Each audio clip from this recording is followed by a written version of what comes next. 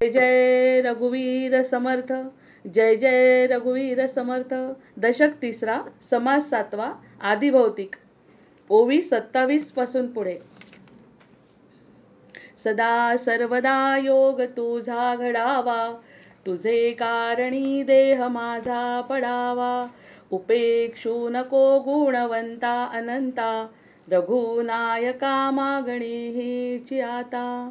हनुमंतांची कुळवल्ली राम मंडपा वेला गेली, श्रीराम भक्तीने फळली. रामदास बोले या नामे, शुका सारिखे पूर्ण वैराग्य जाचे. वसिष्ठा परिज्ञान योगेश्वराचे, कवी वाल्मिका सारिखा मान्य ऐसा. नमस्कार माझा सद्गुरु रामदासा. आहे तू जननी मदीय नकळे, अज्ञान मिले करू. घाली गे निज प्रेम पाखर सदा, दूरी नको गे करू. प्रेमे बाहत मुक्त कंठ करुनी, नाही दुजे बंधन. प्रल्हादा गुरुराजयानित तुम्हा, माझे असो वंदन. माझे असो वंदन, माझे असो वंदन. जय जय रघुवीर समर्थ, जय जय रघुवीर समर्थ.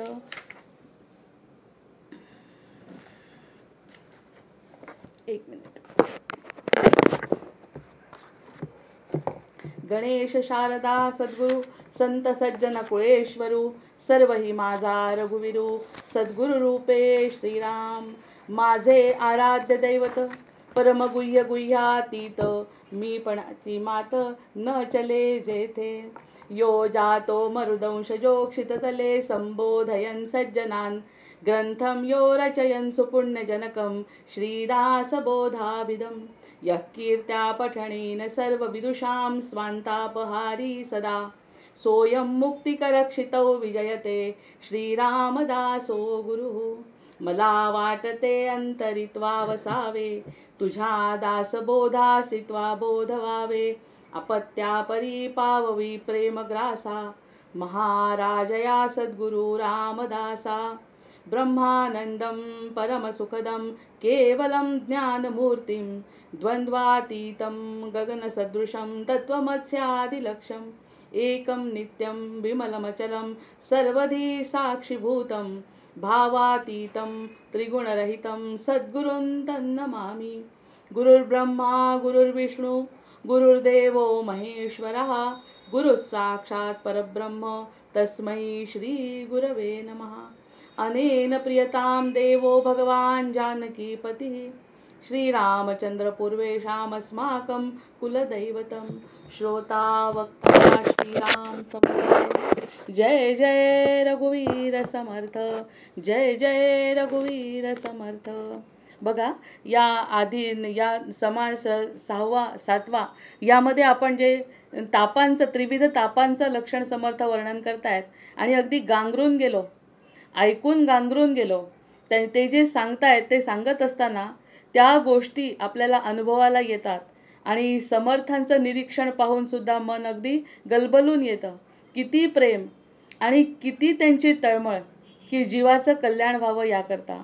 त्यांनी आध्यात्मिक ताप सांगितलाय ज्या ठिकाणी, त्या आध्यात्मिक ताप आपोआप घडणारे जे आहेत ते आता आपल्या लक्षात आले की त्याच्याशी खरंच आपला असा काही संबंध नसतो की आपण कोणतेच ताप बदलू शकत नाही. त्यातले ते आध्यात्मिक ताप जे आहेत ते झाल्यानंतर त्याचे प्रकार हे सगळे समर्थांनी अतिशय व्यवस्थित वर्णन केले. आणि त्यावर आपल्या स्वतःची बुद्धी चालवून आपल्याला आणखी कोणते ताप त्याच्यामध्ये येतात त्याचा विचार करण्यासाठी सांगितलं. आणि एवढं करून सांगितलं, हे जे सांगत असताना मी थोडक्यातच सांगितलं आहे. प्रत्यक्षात अगदी भरपूर वर्णन प्रत्येक समासामध्ये समर्थांनी केलं आहे. आता दुसरा जो आदिदैविक ताप आहे, आदिदैविक ताप नाही, आदिभौतिक ताप जो आहे, त्या आदिभौतिक तापामध्ये दुसऱ्यांशी संबंध आपला येतो. म्हणजे दुसरे त्या तापाला कारणीभूत असतात. म्हणजे कुठे ना कुठे आपला त्यांच्याशी संबंध येतो आणि त्यांच्यामुळे आपल्याला ते ताप होतात. आता हे ताप सांगत असताना त्यांच्या भाषेमध्ये त्यांनी जे सांगितलंय समजावून, ते ताप सांगत असताना ती भाषा बघा कशी आहे. टांगणे, नंतर चाप लावणे, दोन्ही हात मागे खेचून बांधणे अशा शिक्षा असायच्या आधी. नंतर बेड्या घालणे, झाडाच्या बुंद्यांवर नाल्याप्रमाणे वाकायला लावून मार देणे, कोलदांडे घालणे, इकडे तिकडे हालून देणे, हा जो जीवाला ताप आहे, जो ताप करतात, जी शिक्षा मिळते तो ताप म्हणतात आहे. त्या ठिकाणी टांगणे टिपऱ्या पिछोडे, बेडी बुधनाल कोलदंडे, रक्षण निग्र चहूकडे, या नाव आदिभूतिक. ह्या गोष्टी आपल्याला अचानकपणे नाही घडत. ही जी शिक्षा मिळते देहाला, ती शिक्षा म्हणजे हा ताप आहे. या ठिकाणी चुन्याचं पाणी, मिठाचं पाणी, आता त्यांच्या शब्दात वर्णन करायचं असेल तर ती भाषा आणावी लागेल. हे सगळे ज्या शिक्षा आहेत त्या शिक्षा आता आपण ऐकत नाही, त्यामुळे त्यांच्या भाषेत, त्यांच्या शब्दात हे सांगणं अगदी औचित्य ठरेल. चुन्याचं पाणी, मिठाचं पाणी, मोहरीचं पाणी, गुळाचं पाणी नाकात ओतणे, नाकात किंवा कानात ओतणे आणि घशामध्ये ओतल्यामुळे यातना होणे. आता प्रत्यक्षात अशा शिक्षा आपण बघत नाही, आता वेगळी आहे आपल्याला. यासाठी वेगवेगळी उपाययोजना असते. आपल्या शरीराला जो त्रास होतो तो आपण याच्याशी संबंधित धरू शकतो. म्हणजे चुन्याचं पाणी आणि मिठाचं पाणी नाकात टाकून त्या यातना करायला लावणे, यातना देणे देहाला, हा दुसरा व्यक्ती आपल्या देहाला त्रास देतो तो प्रकार. पाण्यामध्ये बुचकळतात, पाण्यामध्ये बुचकळणे, हातपाय बांधून हत्ती पुढे टाकणे, जनावराप्रमाणे फटके मारून बांधणे, छळ करणे, उगाच कष्ट देणे, कान नाक ताप, हात पाय जीभ ओठ तोडून टाकणे, शरीराचे तोड, ह्या शिक्षा आपण बघतोय. आता ह्या ज्या शिक्षा होतात त्या आदिभौतिक ताप आहे. ह्या सगळ्या शिक्षा आदिभौतिक तापामध्ये येतात. म्हणजे आपला आधीचा जो आध्यात्मिक ताप आपण ऐकला, त्या आध्यात्मिक तापाची लक्षणं आणि ही लक्षणं आपण खरंच मनन चिंतन करण्यासारखी आहेत. दुसऱ्यांकडून होणारा ताप याचं वर्णन या ठिकाणी आहे. बाणांचा मार देणे, सुई देणे, डोळे काढणे, नंतर बोटांच्या नखांमध्ये सुया घालणे, हे सगळे जे शिक्षेचे प्रकार आहेत ते त्यांच्या शब्दात वर्णन करते. या ठिकाणी आपल्या मनाचा काहीही प्रश्न नाही. अशा प्रकारच्या शिक्षा ज्या जीवाला भोगाव्या लागतात, जो जीव देतो त्याला आदिभौतिक ताप. पारड्यामध्ये घालायचं आहे, कडेलोट करणे, तोफेच्या तोंडी बांधून उडवणे, याला म्हटलेलं आहे आदिभौतिक ताप. शब्द बघा, पारड्यामध्ये घालणे, का कडेलोट करणे, का भांड्यामुखे उडवणे, या नाव आदिभौतिक श्रीराम. या प्रकारचे जे सगळे ताप आपल्याला होतात, या प्रकारच्या शरीराला ज्या वेदना होतात, त्याच प्रकारच्या वेदना ज्या मनाला होतात त्याला आदिभौतिक ताप असं म्हटलंय.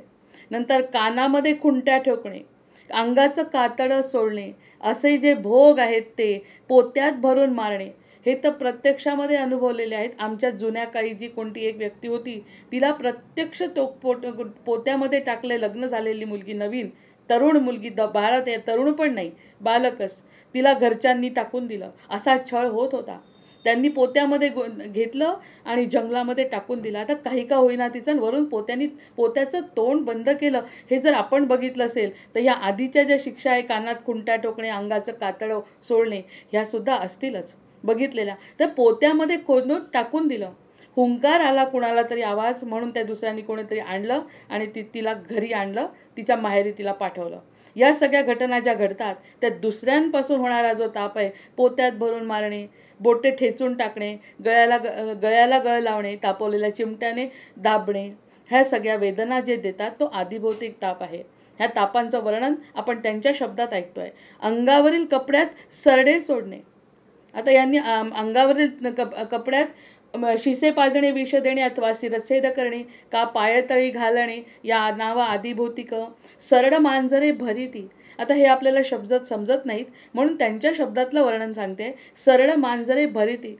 सरडा किंवा मांजर अंगामध्ये सोडायचे, कसं होत असेल, उंदीर सोडला अंगामध्ये, हे अशा प्रकारच्या शिक्षा. सरड मांजरे भरिती अथवा फाशी नेऊन देती, नाना परी पीडा करीती, या नाव आदिभौतिक. आणि एकदा का त्यांना शरीरामध्ये सोडलं तर ते कशा पीडा करतील, आधीच तर आदिभौतिक ताप आहे. दुसऱ्या व्यक्तीने एका व्यक्तीला दिलेला त्रास आणि त्यातले त्यात दुसरा जीव सोडलाय आणि तो जीव स्वतःच्या सुटकेसाठी काय करेल, स्वतःच्या सुटकेसाठी तो नख मारेल, चावेल, ह्या सगळ्या वेदना या शरीराला होतात. हा आदिभौतिक ताप आहे. एका जीवाला दुसऱ्या जीवानी, दुसऱ्या जीवानी तिसऱ्या जीवाला आतमध्ये टाकणं, शरीरामध्ये कपड्यामध्ये टाकणं आणि त्यांनी दिलेल्या वेदना, हा आदिभौतिक ताप आहे. नंतर कुत्री, वाघ, भूतकेते, सुसरी, शस्त्रे, विजा यांचा अतिरेक होऊन जीविताची हानी होणे. नंतर अंगातील शिरा तोडणे.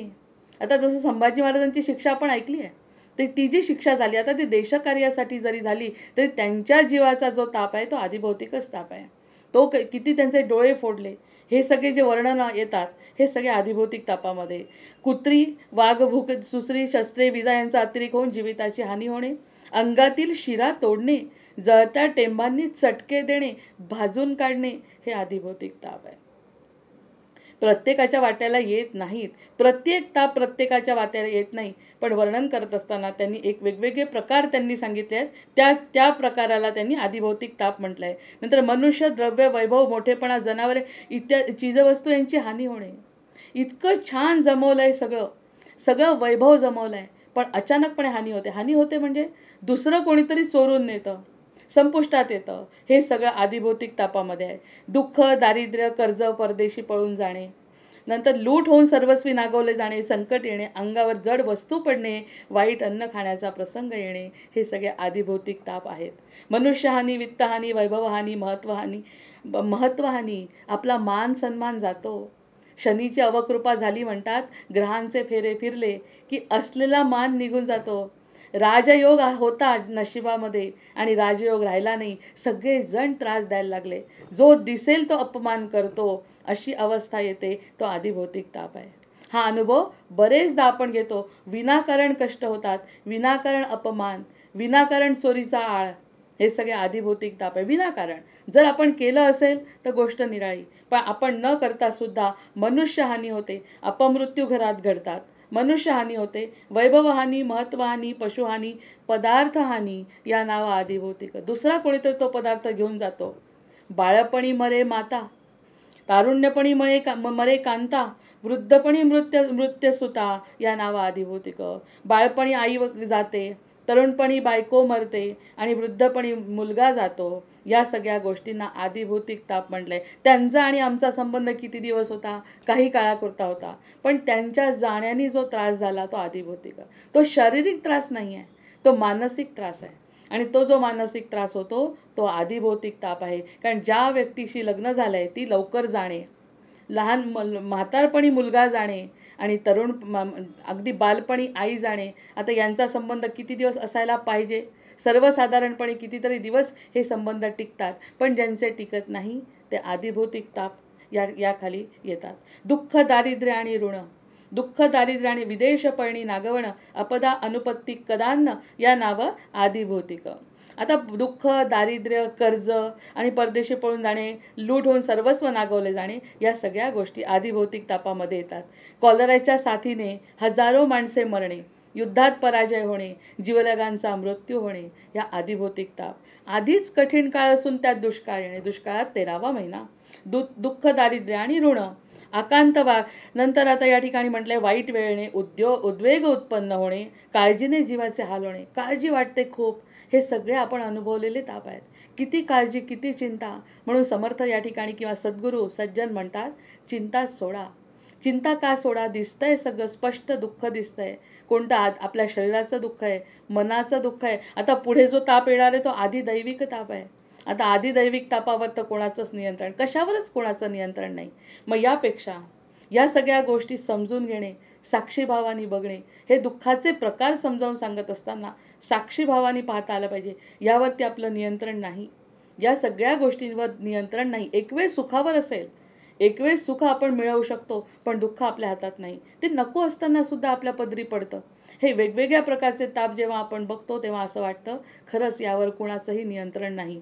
नंतर आधीच कठीण काळ असून त्यात दुष्काळात 13वा महिना येतो. अतिशय परिस्थितीने गांजलं जातं, मनात धाकधूक असून त्यात वेळ वाईट येणे. आधीच वाईट वाटतंय, त्याच्यात आणखी वेळ वाईट येते. आत्ताच एकाचा फोन आला आणि त्यांनी सांगितलं इतकी कठीण परीक्षा घेतो की एवढंसं जरी चित्र मनाचं दिसलं की मनामध्ये कोणती तरी कोतीवृत्ती, कपट किंवा दुष्ट भावना असेल तर ती आपली परीक्षा पूर्ण होत नाही.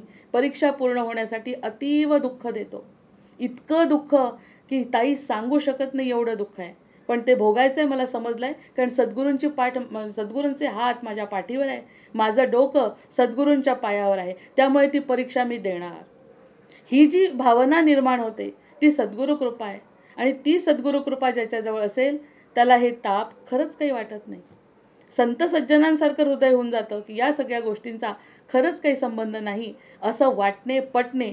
जो त्यांनी हे सहन होऊ शकत नाही. एक छोटंसं जरी छिद्र असेल, एखादी जरी चूक झाली भगवंताच्या निष्ठेमध्ये, तर भगवंत पुन्हा परीक्षा घेतो आणि ती परीक्षा दिल्याशिवाय तुम्हाला जे हवंय ते सुख मिळत नाही, तुमचं कल्याण होत नाही. आणि कलियुगामध्ये आत्मकल्याण करून घेण्यासाठी हा एक मार्ग आहे.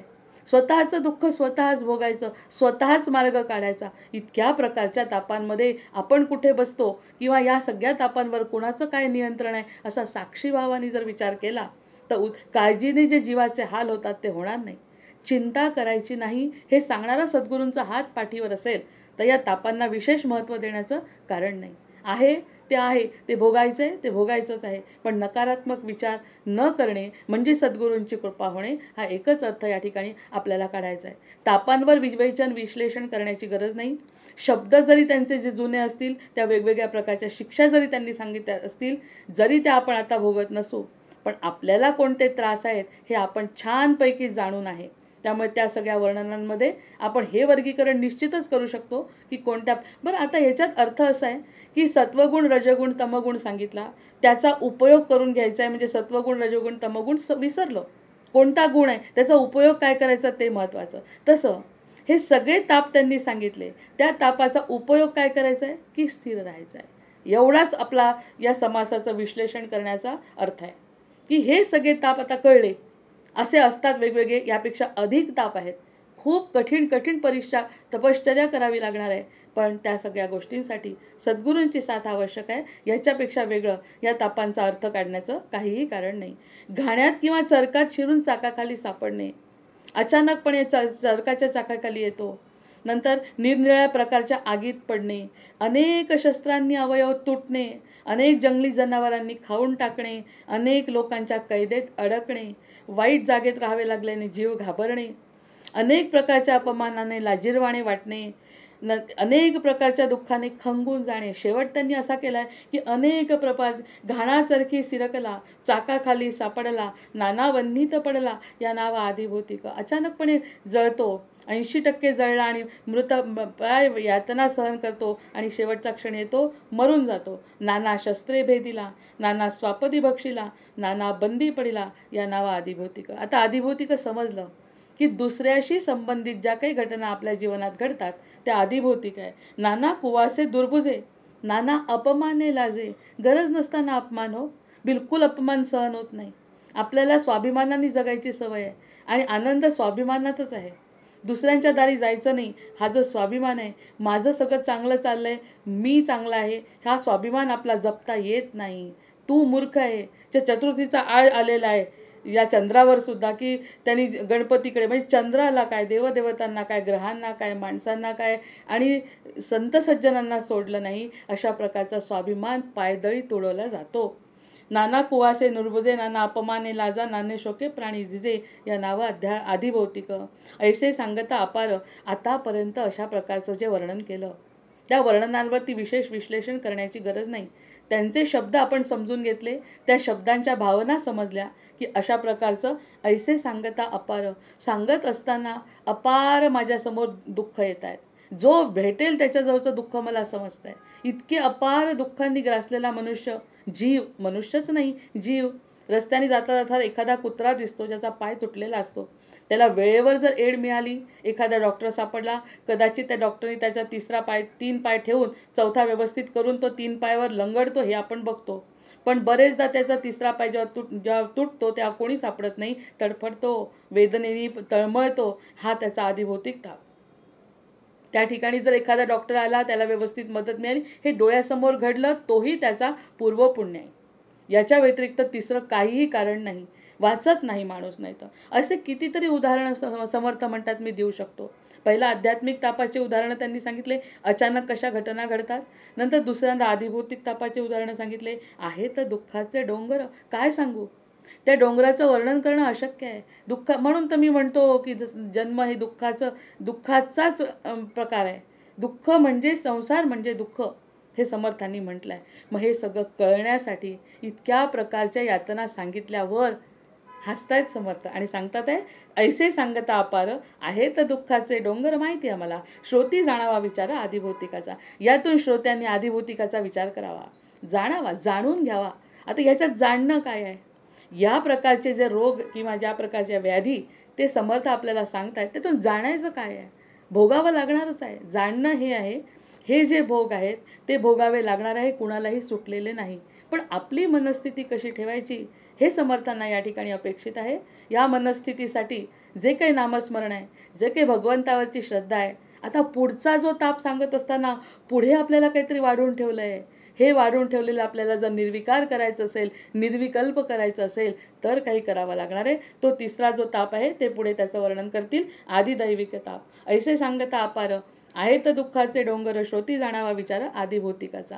म्हणजे आधी आपल्याला जे आध्यात्मिक ताप वाटला तो तरी बरा, त्याच्यानंतर आदिभौतिक ताप आला, आता तोही बरा म्हणायची वेळ आली. आता जर विवेक नसेल, आता जर जाणीव नसेल, आता जर साक्षीभाव आपल्या स्वतःच्या बाबतीत आला नाही, आत्मकल्याणाचा मार्ग दिसला नाही, सद्गुरूंची कृपा जाणवली नाही, तर आधी दैविक ताप काय करू शकतो याचं वर्णन समर्थ पुढच्या समासामध्ये करतायत. इति श्री दासबोधे गुरु शिष्य संवादे आदिभौतिक ताप निरूपण नाम समास 7वा. श्रीराम. आता आदिदैविक ताप जेव्हा आता ह्या तापांचं वर्णन करत असताना त्यांचे शब्द वापरून त्यांच्या शिक्षा आपण लक्षात घेतल्या. त्यांना ज्या झाल्या शिक्षा त्या सगळ्या प्रकारच्या शिक्षा आपल्याला समजल्या. तीच शिक्षा होईल असं नाही. संभाजींचे डोळे काढले म्हणून प्रत्येक देशभक्ताचे डोळे निघत नाही. सावरकरांना गोलू चालवावा लागला म्हणून प्रत्येकाला चालवावा लागत नाही. प्रत्येकाचे पुन्हा ठरलेले आधी भौतिक ताप आपण बघितले, ज्या ठिकाणी त्यांचं कर्म थोडंफार कारणीभूत आहे. थोडंफार जे काही त्यांच्या नशिबात होतं ते त्या ठिकाणी त्यांनी सहन केलं, आणि ते सहन करत असताना आपण सकारात्मक विचारांनी या गोष्टींकडे बघता आलं तर ती सद्गुरूंची कृपा आहे. आता या आदिदैविक ताप जो आहे तो आदिदैविक ताप म्हणजे इतक्या समस्या जीवनामध्ये आहे की आपलं जीवन हे कर्मभूमी आहे. आपल्याला काहीतरी करायचं आहे, कर्म करायचं आहे, आणि कर्म केल्याशिवाय माणूस एक क्षणही जगू शकत नाही. झोपेत सुद्धा कर्म सुरू आहे, फक्त ते अनैच्छिक कर्म आहे. अनैच्छिक कर्म असल्यामुळे ते सुद्धा कर्म आपले सुरू आहेत, म्हणजे कर्मभूमी आहे.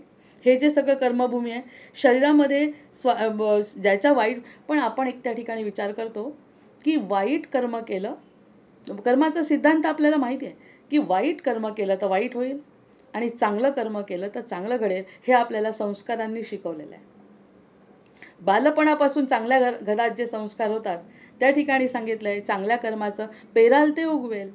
जे पेराल ते उगवेल हे निश्चित आहे.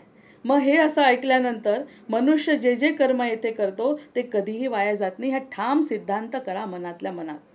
जे आपण करू ते वाया जात नाही. जे वाया जात नाही केव्हा तरी कुठेतरी या जीवाला त्याचे फळ मिळतेच मिळते. त्यासाठी हे चित्रगुप्त बसले आहेत, 2 खांद्यावरती बसलेले असतात असं म्हणतात. त्याची भीती बाळगावी. आता जो सज्जन व्यक्ती आहे ते सज्जन व्यक्ती त्या खांद्यावरच्या चित्रगुप्तांची भीती बाळगतो.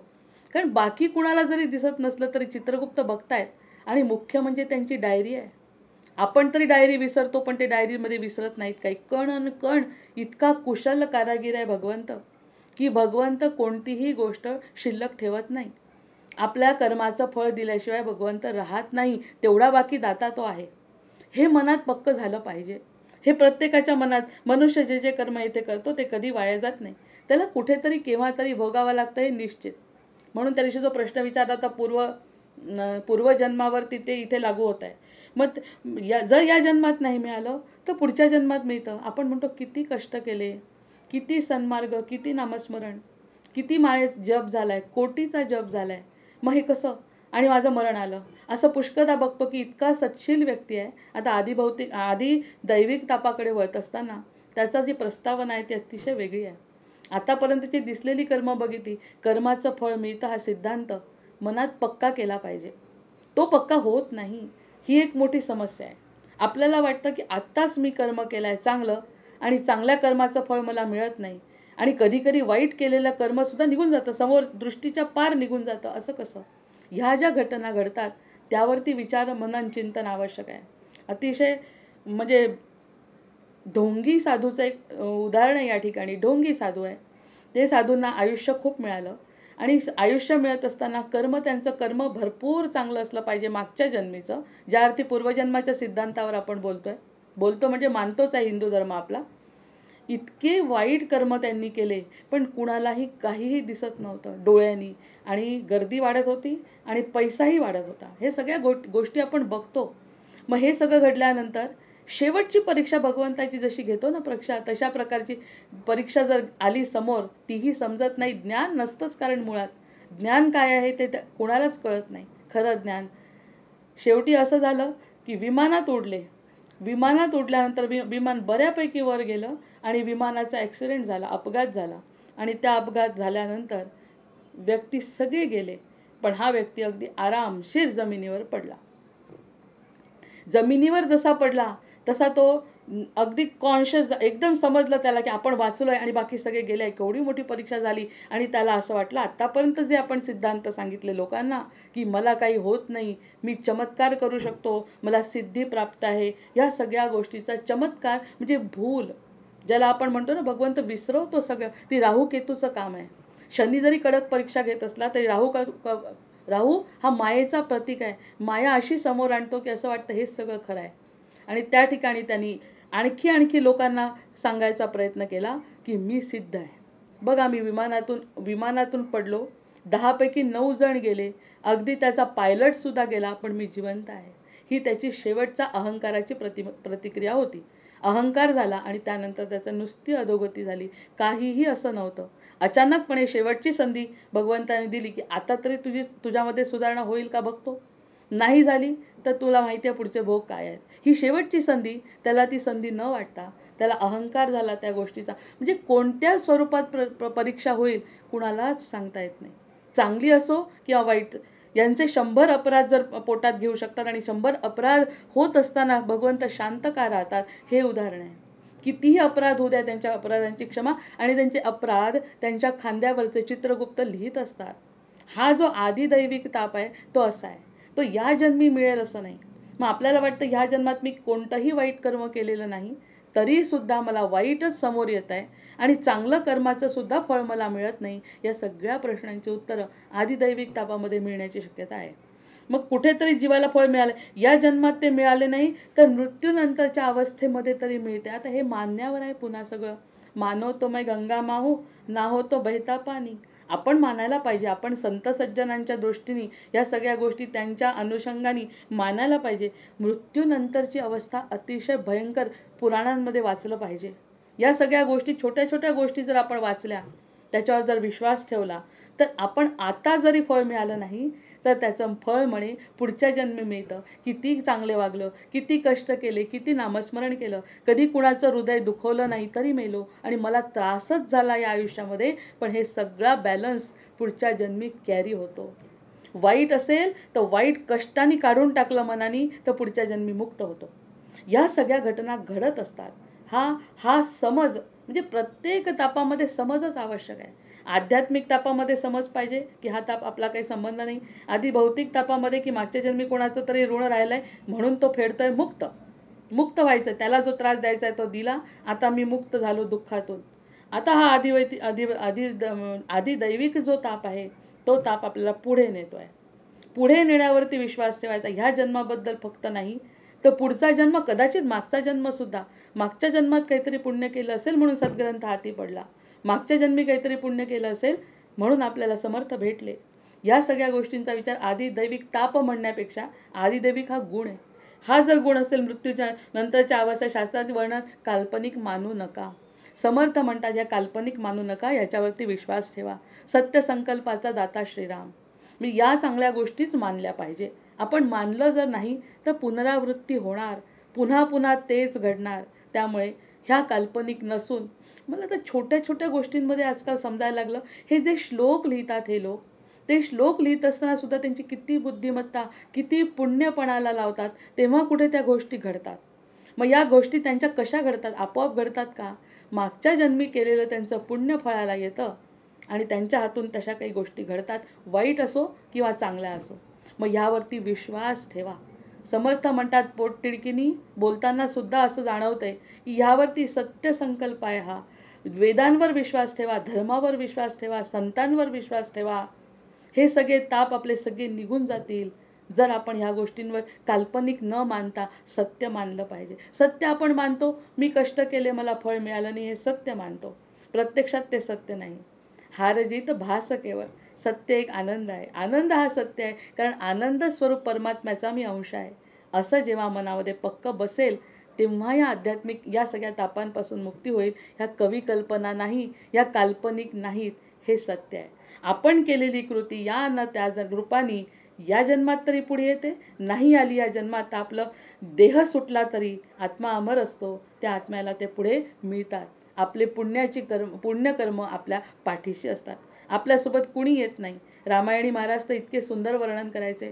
किती लोकांना विचारा, कुणालाही विचारा, अगदी स्वतःच्या शरीराला विचारा, शेवटी तू येणार आहेस का बा माझ्यासोबत, शरीरसुद्धा म्हणतं नाही येत. मग या सगळ्या गोष्टी जर कोणाहीच आपल्यासोबत येणार नाही तर आपला आत्मा जो वर जातो तो आपल्याला निर्णय देणार आहे. आणि तो निर्णय या जन्मात नाही, पुढच्या जन्मात होईलच. यावरती निश्चित विश्वास ठेवा. या अवस्थांवरती निश्चित विश्वास ठेवा. मृत्यूच्या पलीकडे काहीतरी व्यवस्था आहे. जन्माच्या आधी पण व्यवस्था होती हो, आपल्याला कळलं नाही. जन्माच्या आल्यानंतर थोडासा प्रयत्न केला सद्गुरूंच्या कृपेने मिळवण्याचा तर ते मिळेल कदाचित, पण जन्माच्या पुढची तरी कमीत कमी आता व्यवस्था करा. आधी आपल्याला कळली नाही. कोणता जन्म घेतला, कुणाच्या पोटी घेतला, कसा घेतला, किती शिक्षण. आत्ताच मी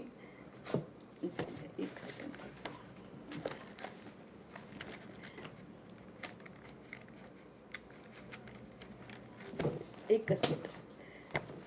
अतिशय असा नरदेह जो मिळाला आहे, त्या नरदेहाचं वर्णन करत असताना काय काय गोष्टी आपल्याला आपोआप मिळाल्या आहेत.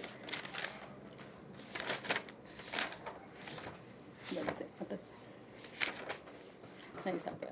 तर या सगळ्या गोष्टी केल्यानंतर आपण विश्वास असा ठेवायचा, ह्या सगळ्या घटना घडतात त्या पुढे कॅरी फॉरवर्ड होतात. जसं आपला अकाउंट कॅरी फॉरवर्ड होतो तसा मग याला म्हणतात की मृत्यूच्या पलीकडे काहीतरी व्यवस्था आहे आणि तिथे या जगामध्ये केलेल्या कर्माचा जाप द्यावा लागतो. हा विश्वास ठेवा. हे सुद्धा खरे आहे. शास्त्रामध्ये याला यमयातना म्हणतात. आता यातनाच सांगतायत समर्थ, अजून गुरुकृपेबद्दल अजून बोलत नाही. यमयातना. आतापर्यंतच्या यातना कशा होत्या, ज्या शरीराने भोगल्या, शरीराने भोगत असताना मनाने भोगल्या. आपल्या मनाला त्रास झाला. आता हृदयाला त्रास झाला का असं काही कोणी म्हणत नाही. माझ्या हृदयाला त्रास झाला तर हृदयाला त्रास होणे एक वेगळी गोष्ट आहे, पण मनाला बाकी भयंकर यातना होतात. मग याला यमयातना म्हणतात. यमयातना म्हणजे मृत्यूनंतर भोगाव्या लागणाऱ्या यातना. त्याच्यावरती विश्वास बसेल का? कुणाचा विषय? खाओ प्याओ, मस्ती करो, मौज करो, ही जी आपली धारणा आहे त्या धारणेमध्ये हे बसत नाही. त्यामुळे त्यांनी सांगितलं हे काल्पनिक नाही. ज्याला परमार्थ हवा असेल, ज्याला परमार्थ हवा त्याने या जगातील आपल्या जीवनात सत्कर्मांनाच वाहून घेतलं पाहिजे. यापेक्षा वेगळं काहीही करायचं नाही. हे अगदी निक्षून सांगितलंय आदिदैविक तापाच्या प्रस्तावनेमध्ये. आदिदैविक तापाच्या प्रस्तावनेमध्ये सांगितलं की या जन्मात जरी मिळालं ठीक आहे, नाही मिळालं तरी हे सगळं आपल्याला पुढच्या जन्मामध्ये मिळणार आहे. याचा सत्यसंकल्प पक्का निश्चय मनाशी करायचा. समास आठवा, आदिदैविक ताप. श्रीराम मागा बोलिले आध्यात्मिक, या उपरी आदिभौतिक, आता बोलिजेल आदिदैविक, तो सावधायिका श्रीराम. आत्तापर्यंतचे जे 2 ताप सांगितले त्यांनी आधीच तर मन विषण्ण झालं आहे. इतकं विषण्ण झालं आहे की पण मनाला समजवलं थोडंसं की हे आपण सहन करू आणि सहन करण्याची शक्ती भगवंताला मागू आणि आपण हे करून थोडा शांत आणि स्थिर राहण्याचा प्रयत्न करू. हे 2 प्रकारचे ताप आपण ऐकले. आता शुभाशुभेन कर्मणा देहांते यमयातना, शुभाशुभेन कर्मणा देहांते यमयातना, स्वर्ग नरकादी भोक्तव्य चैवादी दैविकम. आता आपल्याला जो पुढे त्रास होणार आहे त्या यमयातना काय आहे, त्या जीवाला काय भोगाव्या लागतात, हे आपल्याला आता समर्थ सांगण्याचा प्रयत्न करतायत. शुभाशुभ कर्माने जना देहांती यमयातना, स्वर्ग नरक भोगनाना, या नाव आदिदैविक. आपण जशी कर्म करू त्या प्रकाराने इथे काय भोगलं हे वेगळंच आहे. या ठिकाणी सुख आणि दुःख हे तर भोगलंच आहे, पण यासोबत देहांती, देह गेल्यानंतर आत्म्याला यमयातना भोगाव्या लागतात. देवानी समजावून सांगितलं आहे, तुला या देहात पाठवतो, या देहामध्ये तुला मुक्तीची शक्यता आहे, या देहामध्ये तुला मी मिळू शकतो, या देहामध्ये तू आत्मकल्याण करून घेऊ शकतो, तू सुखी होऊ शकतो, तू आनंद स्वरूप होऊ शकतो आणि तू माझ्यामध्ये मिसळू शकतो, सायोज्य मुक्ती मिळवू शकतो. हे सगळं छान पाठ करून पाठवलंय, कारण आपली पूर्वपुण्याई म्हणून असा जन्म मिळाला ज्या ठिकाणी भगवंतानी कानात सांगितलं. पण हे झालं केल्यावरही जो माणूस दुर्लक्ष करतो, किती कठीण आहे ही गोष्ट. म्हणजे विचार करता करता माणसाला थक्क व्हायला होत आहे. इतक्या गोष्टी सांगून पाठवतो, विसरतो. हरवले ते गवसले, काय गाणं काही सोपं नाही आहे समजायला. जे काही हरवलं ते गवसलं आता, आणि जे गवसलं ते हरवलं तरी चालणार आहे आता. कारण जे हरवलं होतं ते महत्त्वाची गोष्ट, भगवंताची भेट, माझ्याशी भेट, हे जर सापडलं मला, तर ह्या सगळ्या गोष्टींची किंमत राहत नाही. आता यमयातना म्हणतात शुभ शुभ कर्माने जना. जे जनामध्ये, ह्या संसारामध्ये जे काही शुभ आणि अशुभ कर्म आपण करतो, त्याच्या देहांती, देह संपल्यानंतर यमयातना आहेत. चांगलं कर्म असेल, त्यांनी सांगितलं, आपण रेल्वेने जातो तिकीट वेगळं आहे, विमानाने जातो तिकीट वेगळं आहे, आणि आपण हे जग सोडून जातो तेव्हाचं तिकीट वेगळं आहे. आपले कर्म काहीतरी आपल्यासोबत, बाकी काहीही आपल्यासोबत येत नाही. आपण तर मृत, आपल्याला विचार नाही, बुद्धी नाही, कोणत्याही प्रकारचा मेंदूचा उपयोग नाही, बुद्धीचा नाही, कशाचाच उपयोग नाही. ती फक्त एक हवा आहे जी आपल्या शरीरामध्ये होती, तो प्राण आहे, आणि त्या प्राणाला कर्मानी बांधून ठेवला आहे. जी काही कर्म केली ती त्याला बिचारायला भोगावी लागतात, म्हणून तो तळमळतो. जेव्हा खरा जागृत होतो त्यावेळी तो जीवाला समजावून सांगतो, बाबा रे मी सांगतो ते ऐक, मी हृदयामध्ये जो असलेला प्राण आहे तो तुला सांगतोय, हे थांबव, वाईट वागणं थांबव. आपण म्हणतो त्या ठिकाणी समजा थांबवलं आणि चांगलं काम आणि सत्कर्म सुरू झाले तरी मनातल्या कुशंका संपत नाहीत. तो तेव्हा तळमळतो. कुशंका संपव, काहीही कुशंका आणि कोणत्याही प्रकारचा गोंधळ मनाचा ठेवू नको, नाहीतर पुढे यमयातना मला भोगाव्या लागतील, असा तो स्पष्ट सांगतो. देहांती यमयातना, स्वर्ग नरक भोगनाना या नावाआधी. स्वर्गात जातो किंवा नरकात जातो. स्वर्गात गेल्यानंतर जितकं काही आयुष्य त्याला जितकं काही भोगायचं तितकं भोगतो, पुन्हा पुनरावृत्ती होते आणि पृथ्वीवर येतो. पण नरकाच्या यातना इथे तर भोगल्या त्या काय कमी झाल्या, त्या पुढे जाऊन आपल्याला नरकाच्या यातना, नरक यातना, ते 7 प्रकारचे नरक जे सांगितले त्याच्यावर विश्वास ठेवा. आपण म्हणतो मेल्यानंतर काय कळतंय, हाच एक महत्त्वाचा भ्रम आहे. सगळ्यात मोठा भ्रम संत पोट तिडकीने सांगतायत. इव्हन मला बोलताना सुद्धा जाणवतंय की ही किती आवश्यक गोष्ट आहे जी आपण दुर्लक्ष केली. जी सगळ्यात प्राधान्यक्रमाने करायला पाहिजे असलेली गोष्ट ती सगळ्यात शेवटी ठेवतोय आपण. वेळ मिळाला तर ऐकू, वेळ मिळाला तर करू, वेळ मिळाला तर नामस्मरण करू, वेळ मिळाला तर आत्मकल्याणाकडे वळू, वेळ मिळाला तर उलट त्यालाच फक्त वेळ द्यायला पाहिजे. कोणत्या क्षणी आपला देह सुटेल याचं आपल्याला भान नाही, आपल्याला सांगता येत नाही. आता त्या ठिकाणी जे मला मगाशी सांगायचं, आयोग कर्मच वित्तमच विद्या निधमेवच निधमेवच पंचयिताने सुजनते गर्भस्थैसेव देहिनः. आपण जेव्हा जन्माला येतो त्यावेळी आपलं आयुष्य किती आहे हे ठरलं आहे. आता ही गोष्ट सांगणं का बरं आवश्यक आहे, हे जर ठरलेलं आहे तर मग त्यात आपण काय बदल करू शकणार आहे. आयोग कर्म, आपली कर्मसुद्धा सद्गुणी करायची आहे का वाईट वागायचं आहे हे ठरलं आहे. नंतर वित्त, आपल्याला किती पैसा मिळणार आहे हे ठरलं आहे. विद्या कशी आणि कुठे मिळणार आहे ठरलं आहे. निधन आपलं ठरलेलं आहे. आणि हे सगळ्या 5 गोष्टी आपल्याला गर्भावस्थेत ठरलेल्या आहे किंवा समजावून सांगितलं आहे. या सगळ्या माहिती झालं या श्लोकातून, तर या सगळ्या गोष्टींमध्ये बदल करण्याची आपली कर्मभूमी जी आहे ती करू शकतो. नाही तर नरक, स्वर्ग आणि भोग, हे भोग आपल्याला सुटणार नाही. अतिशय कठीण आणि गहन विषय चाललाय हा.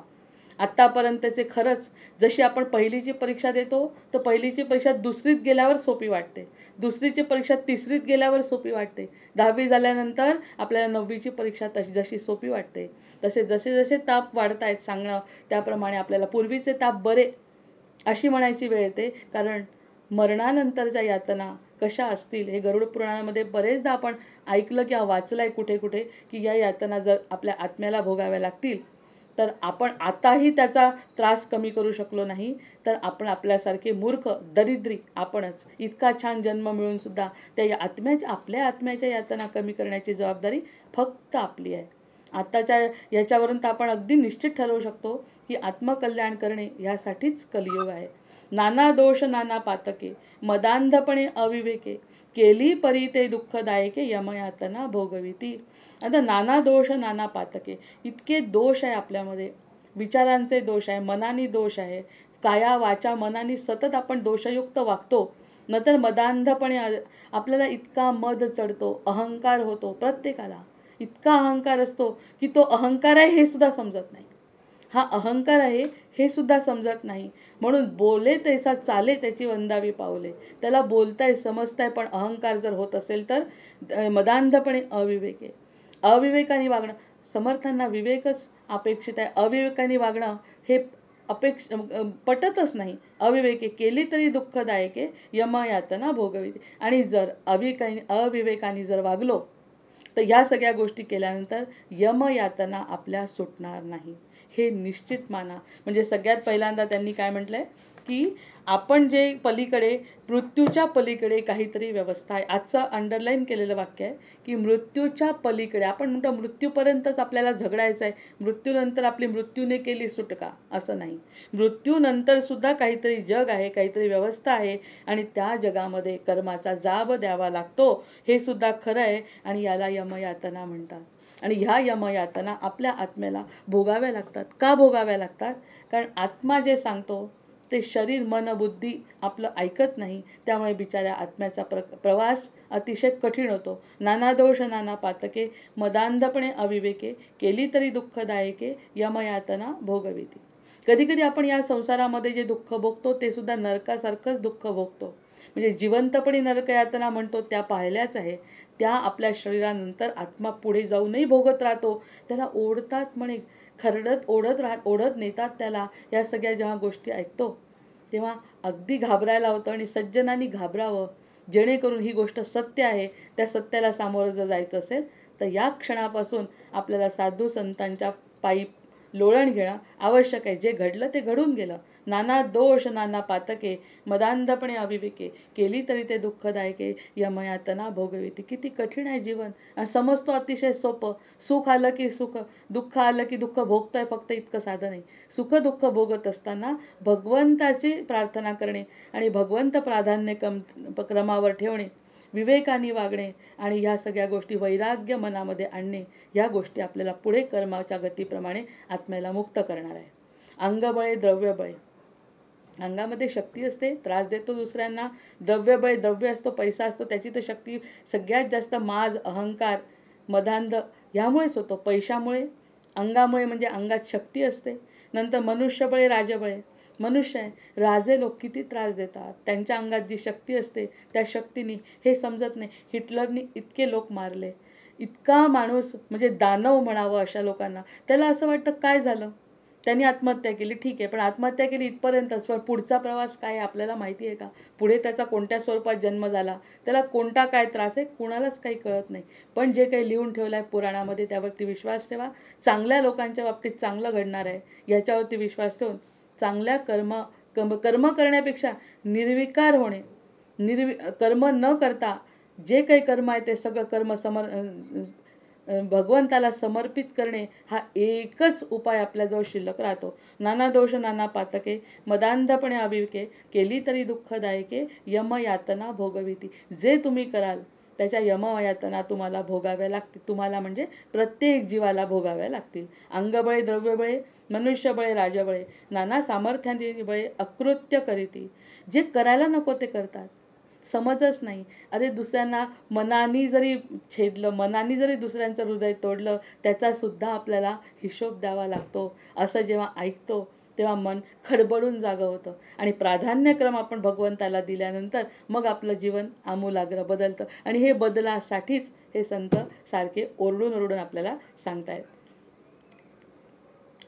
तळमळून सांगतायत. ओरडून नाही, तळमळून आपल्याला सांगतायत. नीती सांडून या तत्वता करू नये त्याची करता यमयातना भोगिता जीव जाये. आणि यमयातना भोगता भोगता जीव जातो. डोळे झाकूनच स्वार्थ बुद्धी. किती स्वार्थ.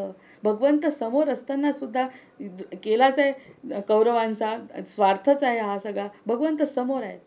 आपल्याला तरी भगवंत कलियुगामध्ये दिसत नाही. आपण आपल्या मनाने कल्पना करतोय की भगवंत असतील. त्या ठिकाणी प्रत्यक्ष राम आहेत तरी रावणाचं युद्ध झालं आहे.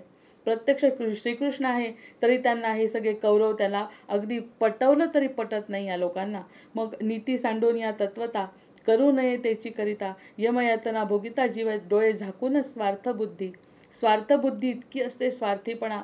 फक्त मी आणि माझी मुलं 100 मुलं जगली पाहिजे, माझ्या 100 मुलांना राज्य मिळालं पाहिजे. समोर श्रीकृष्ण आहे आणि अर्जुन विवेक. म्हणून अर्जुन हा आपण म्हणतो की अतिशय भाग्यवान आहे. आणि त्याच्यामुळे भगवंतांनी भगवद्गीता सांगितली आणि ती नुसती सांगितली आपल्या जीवाच्या कल्याणासाठी. नाही तर कौरवांसारखं जीवन आपण जगलो असतो. स्वार्थबुद्धीने बरबटलेलं जीवन आपण जगतो. प्रत्येक जीव हा स्वार्थी आहे, त्या काळापासून आहे. मग आपण काय त्याला अपवाद असणार आहे? पण जाणीव अर्जुनाला जशी झाली, अर्जुनाच्या मुळे इतर सगळ्या जीवांना ज्यांना कोणाला आपलं कल्याण करून घ्यायचं आहे त्यांना जाणीव झाली. मग ती स्वार्थबुद्धी डोळे झाकून गांधारीने पट्टी बांधली पुण्याची, तरीसुद्धा कुणासाठी? हे सगळं तिने स्वार्थापोटीच केलेलं आहे.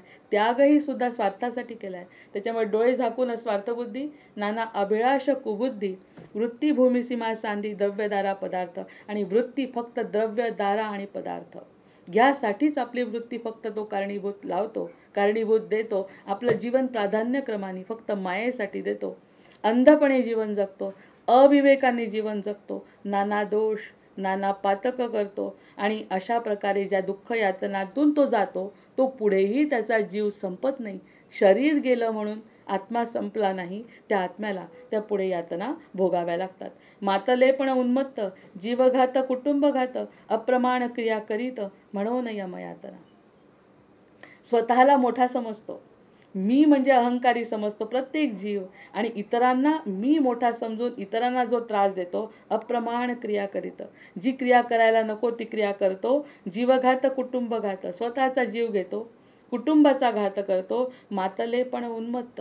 आणि हे सगळं केल्यानंतर जेव्हा त्याचा जीव जातो तेव्हा त्या म्हणून यमयातना. मर्यादा सांडून चाले ती, दंडी ग्रामाधिपती, देशादंडित देशाधिपती, नीती न्याय सांडिता. मर्यादा सांडून चालतो, कोणत्याही प्रकारचं मर्यादेत वागणं नसतं, अमर्याद वागणं. ग्रामादंडी ग्रामाधिपती, गावाला त्यांचा जो मोठा आहे तो दंड देतो, नंतर देशाला त्याचा राजा दंड देतो. नीती न्याय काही सांभाळत नाही. आणि असं अनितीने वागणं हे आता जरी दिसत नसलं, आता जरी त्यांना उन्मत्तपणे समजत असलं की आपण हा करतोय, आता मगाशी जे दुसऱ्या जीवांना जे त्रास झाले त्यांच्याकडून आपण भोगले, आता आपण दुसऱ्यांना त्रास देतोय, मर्यादेत राहत नाही, अनितीने वागतो. मदांधता, उन्मत्तता, कशाची? पैशाची, शरीराची, माणसांची, ही सगळी उन्मत्तता, सुबत्ता, त्यामधून आलेला अभिमान आणि त्या अभिमानातून वागणं. यावेळी जरी तुम्हाला सत्ता दिसली, यावेळी सत्ता असताना एवढे मोठे लोक जमलेले असताना जरी तुमचं मरण झालं, तरी तुमच्या आत्म्याचा जो पुढचा प्रवास आहे त्याला यमयातना म्हटलंय. या ठिकाणी तुम्हाला सुख दिसलं म्हणजे आपण जे एका दृष्टीने बघतो की हे सगळं किती छान चाललंय, सुखासीन आयुष्य आहे, मग सुखासीन आयुष्य त्याच्यात जर त्यांनी कुविचार केला सुखासीन आयुष्यात, तर त्याला यमयातनेपासून कुणीही वाचवू शकत नाही. कारण भगवंत कोणाच्या कर्मामध्ये डवळाडवळ करत नाही. तुम्ही जे कर्म कराल ते भोगणार. आणि तेच त्यांनी या ठिकाणी म्हटलंय की शास्त्रामधील वर्णने काल्पनिक मानू नये. शास्त्रामधलं जे वर्णन आहे ते काल्पनिक मानायचं नाही. या ठिकाणी थोडी थांबते, कारण मला हा मोठा विषय असल्यामुळे खरंच त्रास होता या सगळ्या गोष्टीचा. आणि जय जय रघुवीर समर्थ. पुढचा भाग पुढे बघू.